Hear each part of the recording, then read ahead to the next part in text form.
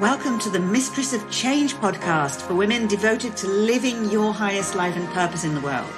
These conversations are about activating your personal power to ignite your unique genius, your quintessential style, and your potential for greatness, vitality, and abundance. Do stay tuned till the end to find the resources and the gifts we have for you, and make sure you take action on the world-class advice. And now, enjoy the podcast.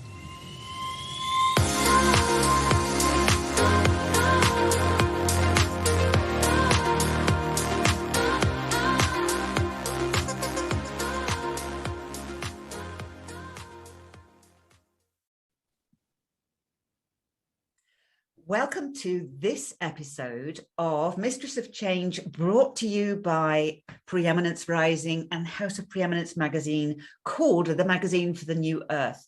This is for you if you are a change maker, heart-led, soul-led, passion-driven, mission-driven female entrepreneur who knows there's something pretty crazy going on in the world, but that you still are devoted to living your highest life as your highest self.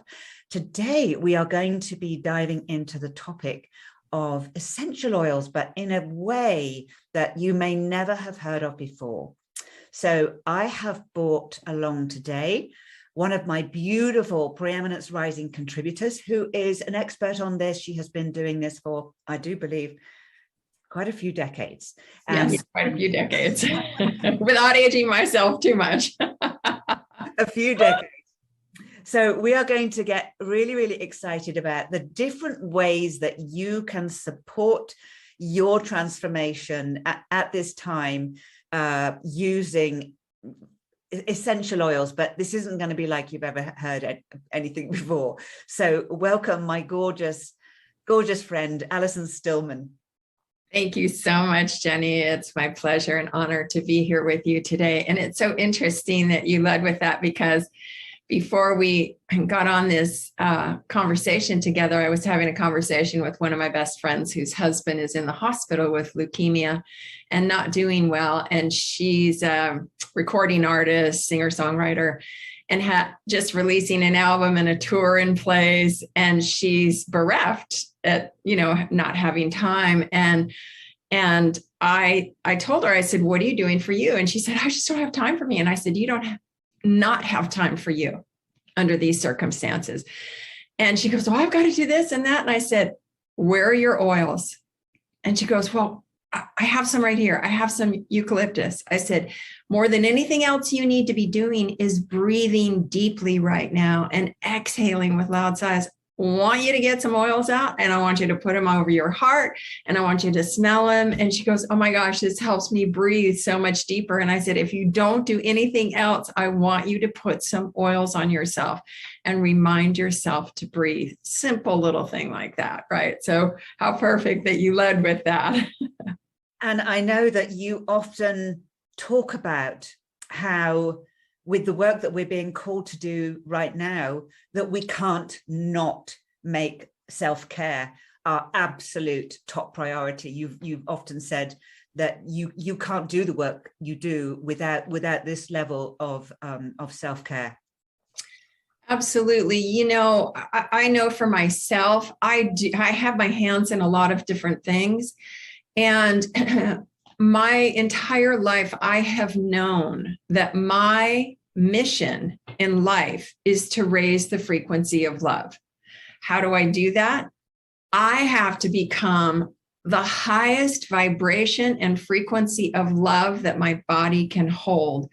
And that means I constantly have to be doing practices, disciplines, devotional practices, saying no to things that deplete my energy, and allowing myself to be full. Because when I'm full like that, everywhere I go, I'm delivering drive-by blessings. I'm delivering joy. I'm echoing love to the people that I meet, even if it's just, at the market, and I'm looking into the eyes of somebody and giving them love through my eyes. In order for me to do my mission, I have to become that. And I think that's true for all of us, no matter what we do in the world, no matter if we're writers, we're public speakers, we're transformational leaders, we work in the corporate world. Those are just things that we do. Who we are is a whole different thing. And what our mission in life is to truly know ourselves as love through the five senses. And so all of the practices that are available to us today, whether it be yoga or meditation or chanting or anointing yourself with essential oils, walking in nature, hiking, all these things remind us, they bring us back to that place of being able to go, here I am again. Here I am again. That's the truth of who we are, not what we're doing. And we've gotten into the notion that we have to be these human doings instead of human beings. Yes, it's great. We can do things and make a difference in the world. But the beingness of who we are is so much more important. And especially today, I mean, you mentioned it earlier, when we look at what's happening in the world and the division and the separation that's occurring and coming out of this pandemic and what that brought out in everybody, we have got to become better versions of ourselves. And the way to do that is to rise up above the mundane, to go from the mundane to the magnificent. And how do we do that? It takes practice. We don't just say, I'm going to become magnificent today, tomorrow, the next day. We have to practice and remind ourselves and be conscious and present in our thoughts and our words and our deeds and all the practices that bring us into presence and consciousness. Is that what you mean by loving yourself through the five senses? I love that. I love that phrase. Yes. So when we're not in a body, we just are. I like to call it the divine. It doesn't mean matriarchal or patriarchal. I happen to believe that we're a combination of both, right? We just happen to be in the feminine form. And when we're not in a body, we're divinity, we're pure light, we're pure love. And our souls come into a body to experience and know ourselves as that through the senses, right? When we hug somebody, we feel love. When we kiss somebody, we feel love. When we eat some elegant, incredible aphrodisiac fruit, we just, oh my gosh, this is so good, or for me, I get it through the sense of smell because I've been working with oils for 45 years. So for me, it's the smells that just takes over and it transports me. And many, especially the spiritual oils, have these psychoactive properties, and which is why they've been used for thousands of years. They dates back in recorded history, 10,000 years. We've been using them to induce visionary states or meditative states. And they're still used in many of the churches today, the Catholic Church, Greek Orthodox Church. They sanctify the sanctuaries by burning frankincense in the sanctuary, which is one of the most psychoactive essential oils there is, which is why it's been used and was one of the gifts to the baby Jesus from the three wise kings, right? So, and taste, all of that, it's in here. I mean, when we hear an incredible piece of music that moves us to tears, which has happened to me so many times in my life, that just moves you and takes you into these expanded states, we're experiencing the truth of who we really are in those exalted, ecstatic states. And our senses have brought us to that. They're the reminder of who we are. Beautiful. So anybody who's listening to this, who might know a little bit about how certain essential oils have medicinal properties, the right ones to keep on hand, like tea tree and eucalyptus and lavender, how can they support the great work that women are doing now? I know that's a big question. You talk a lot about the goddess and how so many women are kind of tapping into their goddess nature now. So I'll just explain it by a little story. For me anyway, about 10 years ago, I started injuring my left side. I'm a double Aries. Has always been very Mars driven, tomboy. I can do it myself, leader, etc. And about 10 years ago, I started injuring my left side. I broke my big toe, I fractured my shin, and I was laid up and I couldn't do anything. And I was in meditation. I just said, okay, what do I need to know? Why am I doing this? What is this showing me? And the message I got was that I needed to take the masculine push, hustle and grind, got to make it happen aspect of myself, which is very masculine, to the back. It had to go to the back and not be leading me anymore. And that I needed to allow the feminine to come to the forefront. The feminine represents intuition and allowance and emotional connection. And she really brings forth love and compassion, which is why a lot of the religious leaders like the Dalai Lama are saying it's the women who are going to heal the world. It's through love and compassion and collective unity that we're going to move into the golden age, which has been prophesized by many different traditions in the Aquarian age, etc. And so I had a full understanding that it's not that the masculine's bad and the feminine's better. It's that we're a combination of both. And we see it playing out in ourselves, but we also see it playing out big time in the collective right now. But when we can marry the masculine and feminine in a very balanced way, and for me, it meant put that masculine to the back and allow the feminine to come to the forefront. Use your intuition to connect into source energy. I'll call it source for lack of a better term at the moment. And allow that source energy to visualize collective unity, to visualize love, to visualize abundance, and become the physical manifestation of that. And hence you will draw more of that to you. And so whatever takes you back into the base, got to hustle and grind, don't have enough time for me. Like my friend was saying, I don't have enough time for me. I said, you don't not have enough time for you, given everything you're going through, right? And so I allowed the feminine to come to the forefront. And now I manifest more by allowing things to come to me, by being the vibration of that which I wish to attract, the law of attraction, if you will. And those are universal laws. You have to become the vibration first so that the universe goes, oh, she's hanging out in abundance. Well, let's send her a little here and let's send her a little there, or love, or whatever it is you're looking to manifest. So as we, as women, come more into the power of that, then it's not the competitive, aggressive, the negative aspects of the masculine that we see playing out so much in politics right now. It's not about that. That's dying off. And always when something dies off, it clings to its last vestiges of power, which we have seen a lot.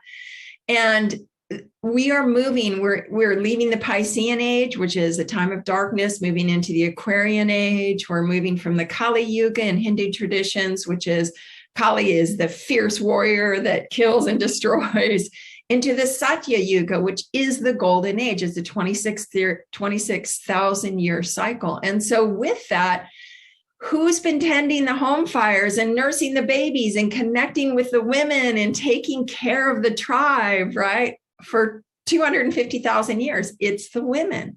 And that's where we're moving into. And so anything that keeps us playing in the old of women are meant to be seen and not heard. And, they don't have the power. They don't have the earning power. They don't have the political power. We're starting to see that crumble because in truth, we are the most powerful, because love at the end of the day is the most powerful energy there is. It is. And you're absolutely right. It is. This is not something esoteric to just an ideal that we talk about. It really is that the power of love is quantum physics as well. It really is. So I know how powerful it is as a healing tool. So talk to us about an anointing. So anointing, the very definition of the word anointing or anoint means to take a blessed oil or water and to rub it on someone or something to make and to consecrate. And when you consecrate someone or something, you're making and declaring it sacred and divine. So we have been doing anointing practices, recorded history, 7,000 years. It goes back to Egypt and Sumeria and Mesopotamia. And originally it was the priestesses that were doing the anointing work. And during the Christian Revolution, of course, that became the more patriarchal started to take over, and the matriarchal cultures started to fade away. But anointing practices have been around for a very, very long time. And back in Egypt and Sumeria, particularly the most well-known temple site for the priestess in anointing ceremonies was Dendara, which is in Egypt. And the priestesses there did these rites of passage, and perhaps it was giving birth to a child, or initiation into the temple, or ordination as a king or queen, or last rites, provisions for the journey. And people would come and they would do elaborate ceremonies where they would fast and they'd go into silence. And then they would do these elaborate ceremonies with essential oils and colors and chanting and toning and sound into the body. And I discovered it, I remembered it, I will say, about 30 years ago. I was studying with one of the world's leading authorities on essential oils and aromatherapy, a doctor out of England, Dr. Valerie Ann Warwood, who's written many, many books. And it was my first time to smell pure Omani frankincense. And I was in the classroom for about 4 days with her. And I smelled the frankincense. And all of a sudden, I was no longer in the classroom. And I was back in Israel watching, Jerusalem, watching the crucifixion. I can't even talk. The crucifixion of Jesus. And I was with all of the disciples, and I could describe every single detail right now to you 30 years later. And by the time I came back into an awareness of being in this room, quite a few people were gathered around me, and somebody had their arm on, or my hand on my arm, and she said to me, "Are you okay?" And the first words out of my mouth were, "I want to do anointing work." And she said, "What is that?" And I said, "I don't know." And so I bought some frankincense from Valerie, and I started doing it in my meditations. And I was back in the temple of Dendara. And over the course of about 6 or 7 months, I was doing these anointing ceremonies. And I went, this is something so powerful and so big. And I'd never heard of it before, right? You hear about the sacraments in the Catholic Church, but you don't hear about anything like this, or you hadn't back in that time. So I started putting my friends and loved ones on the table and started anointing their bodies with oils. And I also do sound therapy, and I'm a Reiki master. And so I started just, putting energy into them and putting singing bowls around them. And people had the most profound, life-changing experiences. And so I developed a practice around that, and have done all kinds, became a minister and do weddings and baptisms and last rites. I've helped a lot of people leave their bodies. And I can tell you beyond the shadow of a doubt, wrote a book about it, ended up in Harvard Library. And I was the first one to ever write about anointing besides what was in the Bible. And I did a lot of research back when I was writing my book, because I said, how could anything so profoundly powerful and life-changing not be written about? And I went to Gnostic archive libraries and old manuscript museums. There was nothing besides what was in the Bible. And I went, okay, so whatever we had written about it was either in the vault at the Vatican or destroyed in the library in Alexandria. And so I was compelled to write my book, because I see that anointing with essential oils is singularly the most powerful way to awaken the divine of anything I've ever experienced. And so you can do very simple anointing ceremonies. I anoint myself with a lot of different oils every single day. You can anoint the energy centers of your body, or if you don't have a lot of time, you anoint your heart, your shoulders, the crown of your head, and a lot of different oils correspond to the different energy centers of the body, in addition to the physical and the chemical constituents of essential oils. They also have very strong spiritual and esoteric properties, which is much more what I'm interested in. I've studied the science. It goes in one ear and out the other. It's just not me. But I love the emotional and spiritual components of essential oils and how they can really alter and calm and relax and induce visionary states, heighten intuition, aphrodisiacs, draw love to you. They're oils that can draw abundance to you. They have so many different properties to them. Isn't it amazing what a miraculous world we live in, that our fates and destinies, individually and collectively, are so intertwined with plant botanicals. It's it blows my mind. And they have been for, actually, there's a cave in the Dordogne region in France, right? They have pictographs in that cave. They've dated back to 18,000 years ago, depicting them using plants and herbs on the body. And so these plants and trees and grasses and flowers have traveled with us from the beginning of time. We have used them in a co-creative way for healing, for balance, for strength, for courage, for childbirth, for death, for birth, all of these things. We've been using plants since we came into creation. And I was just thinking how you connect them with the divine is that we kind of get that sense of the something greater than us when we look at a rainbow, or when we look at a peacock's wing and the colors are on peacock's feathers, or other incredible flowers and things like that, and you go, how is it possible that things could be so exquisitely beautiful? And that is the case with aromas, isn't it? Because I'm only just discovering the the adventure of them every day. The variety of aromas. Why would nature have so many aromas for us to use if it wasn't for a bigger purpose? Absolutely. And you bring up an interesting point. We have to recognize that we're all made of the 5 elements. Some say there are more elements, but basic, when you talk about human, we're all made of the 5 elements. So there's a symbiotic relationship between plants and ourselves. The essential oil is, in essence, the blood of humans, and there's a very symbiotic relationship between them. And the essential oil is responsible for growth, responsible for flowering, going to seed, regenerating, for putting off oils when it gets too hot and there's not enough water, to protect the plant, to protect against insect invasion.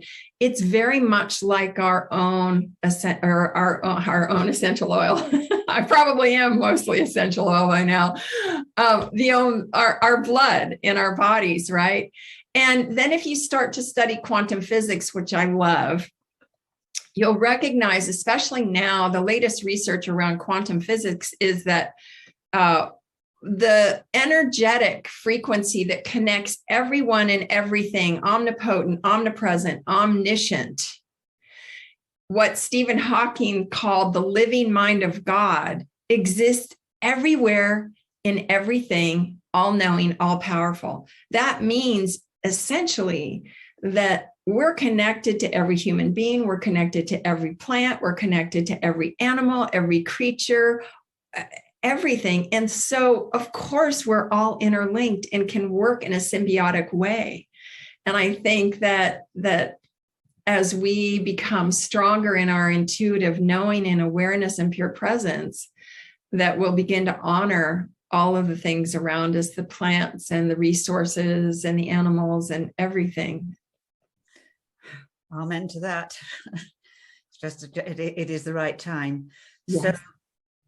for anybody who is listening and who wants to integrate an anointing practice into their life to support not just their well-being, but also the work that they're doing as a, you know, as a people helper and a healer and a planet change maker, what would you suggest?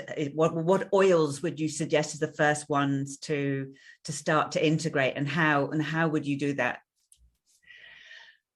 So I have blends on my website, and I recommend that people start, if they're just starting off using essential oils, always using a blend that's geared towards using on the body. I don't ever recommend using any essential oils undiluted on the skin without having a vast body of knowledge behind you.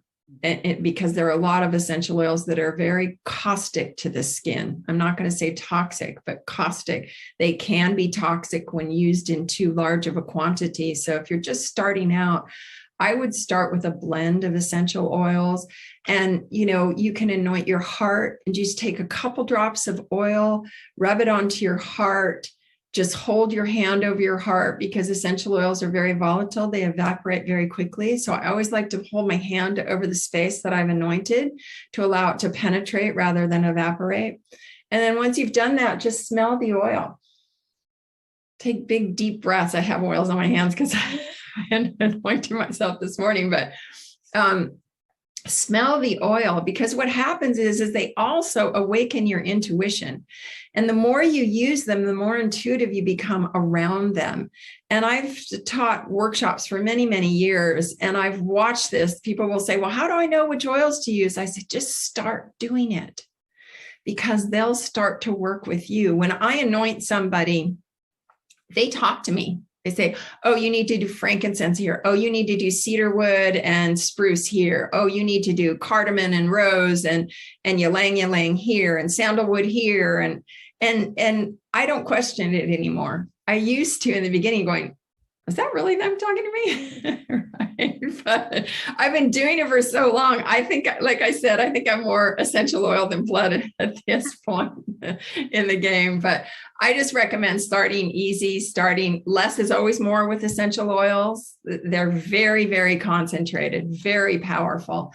So I recommend starting off with a couple of blends just to get yourself, you know, in the habit of it, and knowingness and feeling how it feels, and listen to your intuition.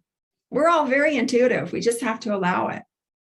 Awesome. And can you share your website link so people can check that out and find you? Yes, it's just Allison, Allison, Stillman, STILLMAN.com. Yeah. And also, of course, your beautiful article about essential oils anointing the goddess and manifesting in this edition of House of Preeminence. The February great place to start. So great place to start. And come and join us. Come and join us. We have got the most amazing platform with, I can say, experts, beyond experts, truly remarkable women leaders like Allison, all here to support your greatest life, your greatest transformation, and you can come and meet them. We've got a Facebook group. It's Preeminence Rising, so you are welcomed into our community. But first of all, give yourself the time, as you mentioned earlier on with your friend who thought she didn't have time, to make the space for this really precious ritual. I would say ritual, because rituals are magical for your highest life. Would you agree with that? Absolutely. We need more of them. We need more of them. Yes. Yeah. Rituals instead of habits now. So yeah. Thank you so much for sharing your wisdom with us today, Alison. I'm excited about them all over again now. I've learned a lot. I'm only just a beginner, but the way that you describe them and their power, I don't think I've even scratched the surface of an oil. Well, and I will say, after studying them for 45, 50 years, that I know about that much of what there is to know. And I know a lot. So it's an ongoing process. Yeah. Thank you so much for having me. And I just want to say to all of the people watching this, let's rise together. We need you. Let's all do this together. Let's make the world what it was really truly meant to be, a beautiful golden place for us all. Absolutely. We are exactly of the same voice. So the link to follow, if you are listening to this on the podcast, is houseofpreeminence.com or Preeminence Rising on Facebook. If you just type in Jenny P on Google, you'll find me all over the place. But we would love you to join us. We're doing this together. So thank you for listening, and come and join us, and take care. Bye-bye.